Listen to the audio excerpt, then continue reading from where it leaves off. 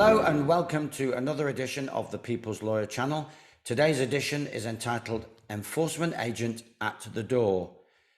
Now, this is a particularly important subject in the current global crisis, with people fast running out of funds and being assailed by all kinds of agents in all kinds of situations. The principles that we're about to reveal apply whether they are simply enforcing debt, coming for your children, coming to fix a meter, in other words, put in a prepayment meter, or coming to take control of goods or vehicles or whatever. The basic principles remain the same. We're going to assume also that these matters are only civil. If an agent is coming with regard to an unpaid criminal penalty, then we won't include that in today's video. More details will be found in the PDF that we're going to leave in the description box on the YouTube channel. We'll start with some must-know facts. First of all, you have the unalienable birthright, so that's an innate right to peace, privacy, and family life. Secondly, no agent of the state, and certainly no private agent, has the right to enter your home without your permission. There are three exceptions in civil matters. A High Court officer, a High Court agent with a writ of repossession can enter without your permission because it's not going to be your home for much longer. The second exception is for a county court enforcement agent who has a warrant for repossession. And again, it's not going to be your home for much longer. And the final exception is for a gas agent who has a warrant to fix a gas leak. Nobody else can ever enter your home without your permission for a civil matter, ever.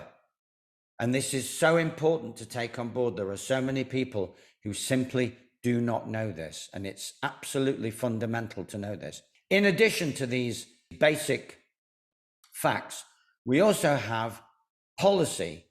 And the policy for debt enforcement is as follows. No visits to the home on debt-related matters are allowed for vulnerable householders. So special circumstances apply if you are vulnerable. And vulnerable includes the elderly, children under 16, the registered chronically sick or disabled, pregnant women, single-parent families, or people with difficulty understanding English. More information is available in the Taking Control of Goods National Standards PDF from 2014, in particular paragraph 77. And there should be a link to that also in the description box.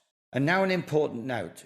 Your home is where you live. It doesn't matter who owns it, whether it's the bank or a landlord or the council or a housing association. It's your home is where you live, where you pay the rent, or where you're living on license, as long as it's your permanent abode. Next, any intrusion on this privacy is the following. 1, a breach of your peace. 2, personal trespass against you. 3, potentially harassment if it involves repeated oral threats. 4, assault if it is a one-off oral threat. 5, trespass to property if you have a private by appointment only notice on your gate or front door.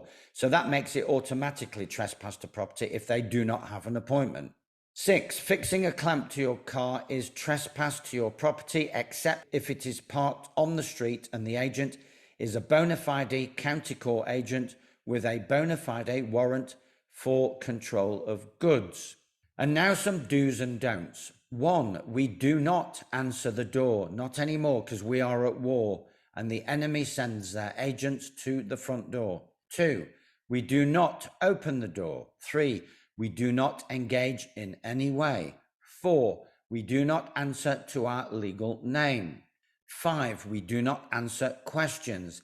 6, we do not discuss our financial matters in public, or from behind a closed door for that matter.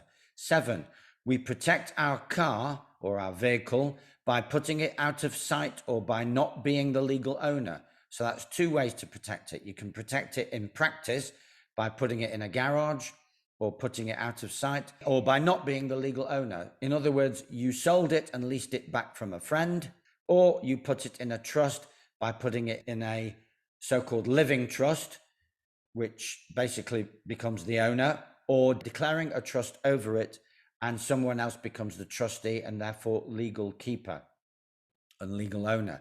If we do not own it, we cannot be deprived of it. Evidence of this is in paragraph 10, Schedule 12 of the Tribunals, Courts and Enforcement Act 2007, which says, quote, an enforcement agent may take control of goods only if they are goods of the debtor. In other words, if you do not own the vehicle, it cannot be taken. Some practical options if your car is clamped. If you wake up one morning to find that the car has been clamped. Firstly, you can remove the clamped wheel and replace with a spare. Secondly, you could deflate the clamped tire for easy removal of clamp. So you'd need to jack up the car, deflate the tire, remove the clamp, reflate the tire, and then let the car back down.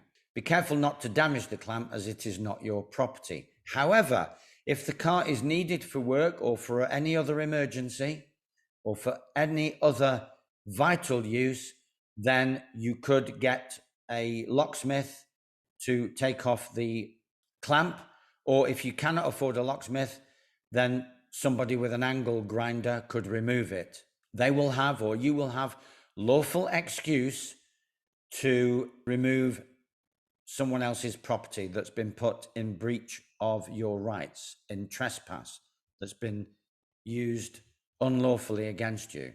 Lawful excuse would be one approach. You could also use a defense of necessity, that it was absolutely necessary to remove it. Now some words of advice regarding what happens next. Once you've asserted your rights peacefully, what would you do to actually get rid of an unwanted visitor and make sure that they don't come back?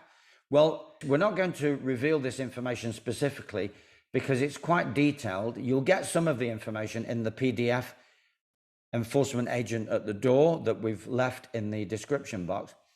But suffice to say that everything will be contextual.